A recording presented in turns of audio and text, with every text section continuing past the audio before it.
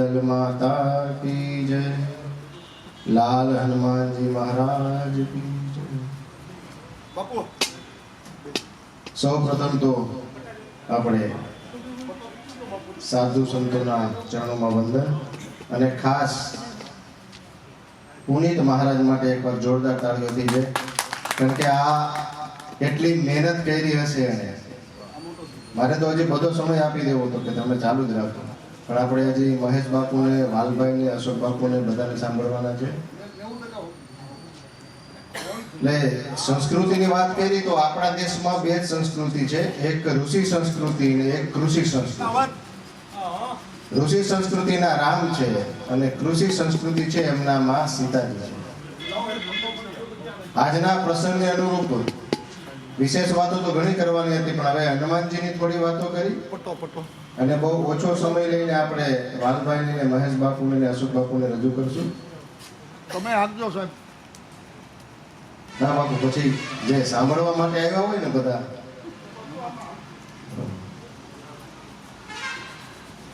સૌ પ્રથમ તો હનુમાનજીની ભક્તિ કરીએ આપણે તો શું મળે? તો આજના જીવનમાં જીવન જીવવા માટે જરૂરી શું છે? એક જ વસ્તુ આવે કે રૂપિયા, પૈસા, જે દેશનું જે ચલણ હોય તે. આ હોય તો તમે જીવન નિર્વાહ ચલાવી શકો. ને જીવન જીવવા માટે જરૂરી છે પૈસા, નાણાં. તો આ મેળવવા માટે શું જોઈએ? પૈસા મેળવવા માટે શું જોઈએ? એવું માની લો કે એક અહીંયા બિલ્ડિંગ બને છે.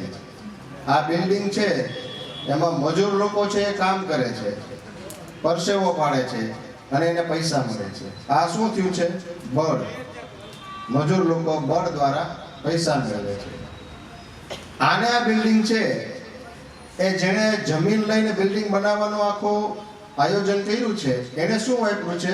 બુદ્ધિ વાપરી છે. પોતાની બુદ્ધિ લગાડી છે કે અહીંયા હું આ રીતે એપાર્ટમેન્ટ બનાવું તો મને આટલા પૈસા મળે. બીજું શું આવ્યું છે? બુદ્ધિ. મજૂર લોકોએ શું કર્યું? બળ દ્વારા પૈસા મેળવા.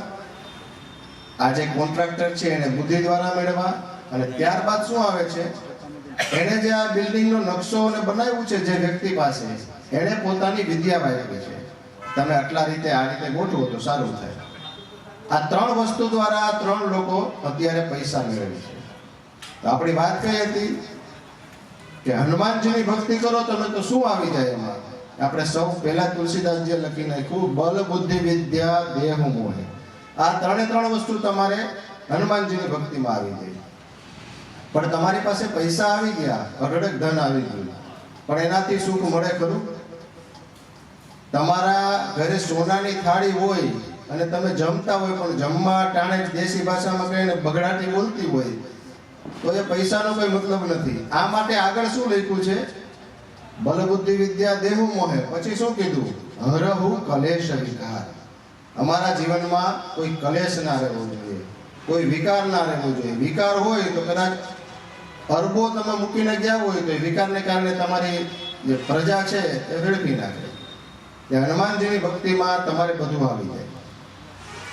હનુમાનજી વિશે વાત કરવી હોય તો બુદ્ધિમતામ વરિષ્ઠ. હનુમાનજીને જે વિશેષણો આપ્યા છે, બુદ્ધિમતામ વરિષ્ઠ કઈ રીતે? કે સૌથી પહેલા તો જ્યારે વિભીષણને મળે છે ત્યારે જોવે છે કે આ રામના ભક્ત છે. રામચરિતના આપણી પાસે અત્યારે દાદા છે, સુંદરકાંડનો પ્રસંગ છે. જોવે છે રામાયુ ધંકિત ગર્વ શોભા બરની ન જાય. એટલે જોયું કે આ રામના ભક્ત છે. સવારે ઉઠતા હોય રામના નામ લીધા છે. હવે સુંદરકાંડથી જે લોકો પરિચિત છે રામચરિતથી, એને ખ્યાલ છે કે હનુમાનજી જ્યારે આવતા હતા ત્યારે મૈનાક પર્વતે એમને એમ કીધું કે તમે થોડી વાર માટે રોકાઈ જાઓ. તો હનુમાનજી એવું કીધું કે રામ કાજ કી હે બિનુ મોહી કહા વિશ્રામ. એટલે કે મારે રોકાવાય જ નહીં. પણ વિભીષણ પાસે એને વધારે સમય બગાડ્યો, સૌથી વધારે સમય ત્યાં રોકાણા. વિભીષણની વાતો સાંભળી અને વિભીષણને કીધું કે રામજી આવા છે. શા માટે? બુદ્ધિમતામ વરિષ્ઠ મારે આયા સમજાવવું છે. વિભીષણ પાસે રોકાણા, એને વાતો કરી રામજીની એટલા માટે કે જો રાવણના પક્ષમાં આવો કોઈ સાધુ પુરુષ હશે ને તો રામજી એને જીતી નહીં શકે. એને ફેરવવા માટે થઈ, ફક્ત એને પોતાના રામજીના પક્ષમાં લેવા માટે થઈને એટલો સમય ત્યાં બગાડી અને પોતાના પક્ષમાં લઈ લે છે. આ છે બુદ્ધિમતામ વરિષ્ઠ. બીજો એક પ્રસંગ એવો આવે છે હનુમાનજીમાં. ધન્યવાદ.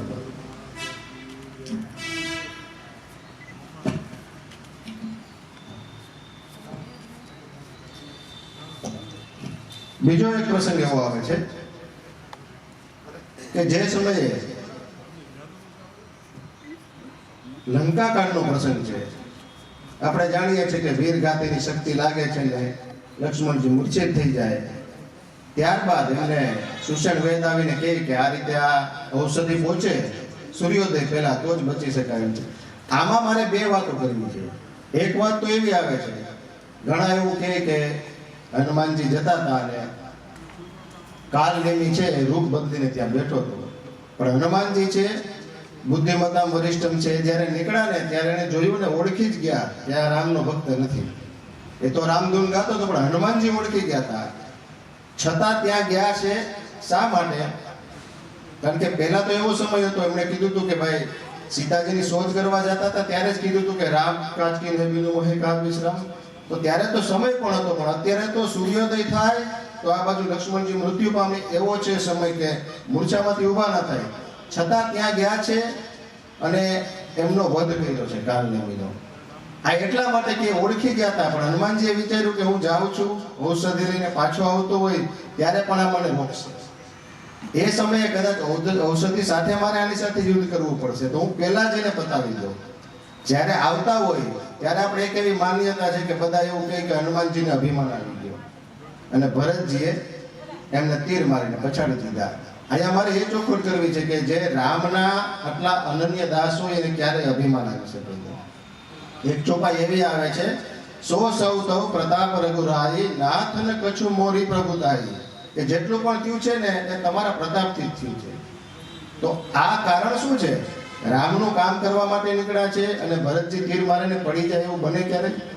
આની પાછળ એવું છે કે રામજી છે પોતે વિષ્ણુના અવતાર છે, બધી લીલાઓ કરીને બધાને આવું બતાવે છે, પણ એને હનુમાનજી છે ને હનુમાનજીને રામ નામનો મહિમા બતાવવા માટે એક, અને બીજું કે હનુમાનજીએ સતત એટલા કામ કર્યા હતા ને કે આ બેનો વધારે સમજી શકે કે નાનું બાળક હોય ને તો એને સરસ નવડાવે, તૈયાર કરે, પણ પછી પાછળ છે ને એક નાની એવી કાળી ટીલી કરે. શું કામ? કે નજર ન લાગે. હનુમાનજીએ સતત એટલા કામો કર્યા ને કે ભગવાને કીધું કે આ એક કાળી ટીલી કરતો કે મારા ભક્તને નજર ના લાગે, એક કાળી ટીલી કરતો રહ્યો. બીજું કારણ એવું છે કે ભરતજીએ જ્યારે તીર છોડ્યું ને પર્વત પડી ગયો ને રામ કહીને પડ્યા ને એટલે ભરતજી પાસે આવી ગયા અને જોયું એને કે આ તો કોઈ રામનો દાસ છે. પ્રયત્ન કર્યો પણ હનુમાનજી ઊભા ના થયા એટલે હાથમાં જળ લીધું અને કીધું કે હું સાચા મનથી જો રામનો દાસ હોય તો આ અત્યારે વાનર છે ઊભો થઈ જવો જોઈએ. જેવો છંટકાવ કર્યો તો હનુમાનજી ઊભા થઈ ગયા. હનુમાનજીએ ત્યારે વિચાર્યું કે બરોબર છે, રામજી મને શું સંદેશ આપવા માંગે છે ને સમજી ગયા. કઈ રીતે? તો જ્યારે લક્ષ્મણજી છે મૂર્છિત હતા, સુષેણ વેદે આવીને કીધું કે આની મૂર્છા ટળે એમ નથી, તો હનુમાનજી પોતે પણ હાથમાં જળ લઈને કહી શકતા હતા ને કે હું રામનો દાસ હોય તો અત્યારે લક્ષ્મણજી ઊભા થઈ જાય. એ નથી કરી શક્યા. આ માટે તુલસીદાસજીએ લખ્યું છે કે મોરે મન પ્રભુ યહ વિશ્વાસા રામ સે અધિક રામ કર દાસા. તુમ મમ પ્રિય ભરત સમભાઈ આ માટે લખવામાં આવ્યું છે. સાધુ સંતોની ઉપસ્થિતિ છે એટલે સાધુની એક વાત કરી દઉં. બગદાણાની બનેલી ઘટના મારી દરેક કથામાં કહું છું. દળવામાં મેં ખાસ વાત કરી હતી હનુમત ચરિત્રમાં કે સાધુ શું છે આજના સમયમાં જોઈએ આપણે તો આ સત્ય ઘટના છે બગદાણાની. કોઈ વેપારીએ ત્યાં ખાંડની સેવા આપેલી, આખો ટ્રક ભરી અને જે ડ્રાઈવર અને કિલિન્ડરો એ લઈને આવતા હતા ને તો બે ધર્મથી થોડા દૂર હતા. એટલે બેના મગજમાં એવો વિચાર આવ્યો, પોતાનું ગામ વચમાં આવતું હતું કે આપણે જમીને નીકળશું, પોતાના ગામમાં રોકાણા અને બેના મનમાં એક વિચાર આવ્યો કે આપણે એક એક ખાંડની ગુણ લઈ લઈએ. ડ્રાઈવર અને ક્લિન્ડરે પોતાના ઘરે એક એક ખાંડની ગુણ ઉતારી દીધી. વહેલી સવારે બગદાણા પહોંચે છે. બગદાણા પહોંચે ને એવું વિચારે કે જ્યાં ખાંડ ઉતારવાની છે ને ત્યાં ટ્રક રાખી દઈને આપણે સુઈ જાય. એક બાપા બેઠા હોય છે, એમને પૂછે છે કે બાપા આ ખાંડની ગુણ ક્યાં ઉતારવાની છે? તો બાપા કઈ જવાબ નથી આપતા. ફરી પાછા પૂછે કે કદાચ બાપા ઓછું સાંભળતા હોય કે બાપા ખાંડની ગુણ ક્યાં ઉતારવાની છે? ત્યારે બાપાએ કીધું કે બે ગુણ જ્યાં ઉતારીને ત્યાં ઉતારી દો, અહીંયા હજારો દેવા વાળા છે. પગમાં પડી ગયા છે ભાઈ. આ સાધુ સંતોની તાકાત છે. સાધુ સંતો તમારા નસીબમાં ના હોય ને તો પણ નસીબ ફેરવી નાખે. તમારા ભાગ્યમાં ના હોય પણ સાધુના આશીર્વાદ મળી જાય તો તમારા આખા ભાગ્ય ફરી જાય છે. હનુમાનજી મહારાજની ઉપાસના જે કરતા હોય, હનુમાનજી મહારાજના જે ભક્ત હોય, તેનું ચરિત્ર છે ને એ નેટ એન્ડ ક્લીન હોવું જોઈએ. કાં તો તમારે હનુમાનજીની ભક્તિ છોડી દેવી, અને કાં હનુમાનજીની ભક્તિ કરતા હોય તો કોઈની તાકાત શું છે કે તમારા સામું આંગળી ચીંધી શકે. આવું નેટ એન્ડ ક્લીન તમારું ચરિત્ર હોય, કેરેક્ટર હોય, તો જ હનુમાનજીની ભક્તિ કરવી. હનુમાનજીએ સતત સેવાનો ગુણ સ્વીકાર્યો છે. સતત સેવા. આપણે એક ગાય છે બધા કે રામને ઋણી રાખ્યા. આ રામને ઋણી કઈ રીતે રાખ્યા છે? ફક્ત સેવાઓ કરવાથી નહીં, એક મોટામાં મોટું હનુમાનજીનું સેવા કાર્ય એવું હતું. રામ છે એના જન્મ પહેલા રઘુરાજા થઈ ગયા. આ રઘુરાજા હતા જે સમયે, ત્યારે રાવણે બ્રહ્માજીને કીધું કે મારું મૃત્યુ કઈ રીતે થશે. આવો પ્રશ્ન કર્યો ત્યારે બ્રહ્માજી એમને કહે છે કે આ રઘુરાજા છે ને એના વંશમાં જે આવશે એ તને મારશે. અને રાવણે એવો વિચાર કરી લીધો કે આને જો બતાવી દઉં તો આના વંશમાં કોણ આવે બીજું. આ વિચારીને પોતે રઘુરાજાને મારવા માટે જાય છે. રઘુરાજા એ સમયે સંધ્યા કરતા હોય છે, અને રાવણ પોતે જ્ઞાની હતો એટલે અટકી જાય છે. પણ સંધ્યા પૂર્ણ થાય ત્યારબાદ જે જળ હોય એ બીજી દિશામાં ફેંકે, અને રાવણ એમ કહે છે કે આ રીતે ના હોય. ત્યારે એ કહે છે કે મને ખબર છે, પણ બાજુના ગામમાં એક વ્યક્તિ છે, એની ગાય છે, એને એક વાઘ મારી નાખતો હતો. એણે મનોમન મારું સ્મરણ કર્યું કે રઘુરાજા મારી ગાયને બચાવો, આ માટે મેં જળ એ તરફ ફેંક્યું છે. અને જતા રહે છે. રાવણ બાજુના ગામમાં જઈને જોવે તો ગાય ચરતી હોય, વાઘ છે મરેલો પડ્યો હોય. આ પૂછે છે કે ભાઈ તે કોને યાદ કર્યા હતા? ત્યારે એણે એમ કીધું કે મેં રઘુરાજાને યાદ કર્યા હતા. આવું જ્યારે જોયું કે આ ખાલી ત્યાંથી જળ ફેંકીને અહીંયા વાઘને મારી નાખતા હોય તો આની સાથે હું બાધી જીતી નહીં શકું યુદ્ધમાં. આ માટે થઈને એણે પછી કપટ કર્યું. પોતે આવીને એવું કહે છે રઘુરાજાને કે મને શિષ્ય બનાવો તમે. રઘુરાજા રાખે છે અવારનવાર. ત્યારબાદ અયોધ્યામાં રાવણ આવતો હોય. એ જોવે છે કે આના પત્ની છે એ પતિવ્રતા છે, સતી છે. જો આને મારવું હોય તો પહેલા આનું પાતિવ્રત્ય છે ખંડિત કરવું પડે. અને પોતે માયાવી હતો, રાક્ષસ હતો. એકવાર રઘુરાજાનું રૂપ લઈ અને પોતે આવે છે, પણ તમે કોઈનું રૂપ લઈ શકો, એનું ગુણ ના લઈ શકો. રઘુરાજાનો એક નિયમ હતો કે જેવા એ પોતાના ભવનની બહાર નીકળે, અયોધ્યાની ધરતી પર પગ મૂકે ને ત્યારે પોતાનું મસ્તક જમીન સાથે અડાડીને બંધન કરતા. ફરી પાછા આવે ત્યારે એના મસ્તક પર થોડી થોડી અહીંયા અયોધ્યાની ધૂળ ચોટેલી હોય. રાવણ જ્યારે એનું રૂપ લઈને આવે છે ને ત્યારે જોવે તો આ હોય નહીં, એટલે એમના પત્ની છે એ ઓળખી જાય છે અને પૂછે છે કોણ છે તું? ત્યારે પોતાના રૂપમાં આવી જાય, એમને બેસાડી દેવામાં આવે. જ્યારે રઘુરાજા પાછા આવે છે ત્યારે એમને કહે કે આ તમારો શિષ્ય આવી રીતે કરે છે. અને રઘુરાજાએ પોતે એક બાણ ચડાવીને એનું ગોત્રોચ્ચાર સાથે ત્યારે સંધાન કરતા. આના ગોત્રોચ્ચાર સાથે સંધાન કરીને મારવા જાય છે ત્યારે બ્રહ્માજી આવી જાય, અને બ્રહ્માજી કહે કે તમે રહેવા દો, આમને મારવા માટે તમારા કુળમાં સ્વયં ભગવાન આવવાના છે. રાવણ આ બધું સાંભળે છે તો ત્યારે કહે કે આ તીરનું શું કરવાનું મારે? એના ગોત્રોચ્ચાર સાથે કે મને આપી દો. બ્રહ્માજીને આપી દે છે, રાવણને જવા દેવામાં આવે છે. રાવણ ત્યારબાદ બ્રહ્માજીની ઉપાસના શરૂ કરે છે. બ્રહ્માજી પ્રસન્ન થાય ને રાવણ કહે છે કે તીર આપી દો. બ્રહ્માજી તો આપી દે કે આ તો વિધિના લેખ લખાઈ જ ગયા છે તારા. હવે આ જે તીર છે, આ તીરને રાવણે એક સ્તંભ બનાવીને તેમાં રાખી દીધું. મંદોદરીને અને રાવણને બેને જ ખબર છે કે આ તીર આમાં છે. મંદોદરીને કીધું કે દરરોજ માટે પૂજન કરી દેતું. જ્યારે છેલ્લું યુદ્ધ ચાલુ છે, એક પછી એક તીર છોડે છે, મસ્તક કપાય છે અને ફરી ઉગે છે, ત્યારે વિભીષણે કીધું હતું કે એની નાભી છે એમાં અમૃત કુંભ છે, પણ એ આ તીરથી જ મળશે. એ વિભીષણને ખબર નથી કે ક્યાં છે આવું કોઈ તીર છે, એને ખ્યાલ હતો. ત્યારે હનુમાનજી જાય છે બટુ બ્રાહ્મણનું રૂપ લઈને છેલ્લા યુદ્ધમાં, અને મંદોદરીને કહે છે કે તમારા પતિ તો ખૂબ જીતે છે. ત્યારે કહે મેં એવું સાંભળ્યું છે કે મારા પતિ તો હારવામાં છે.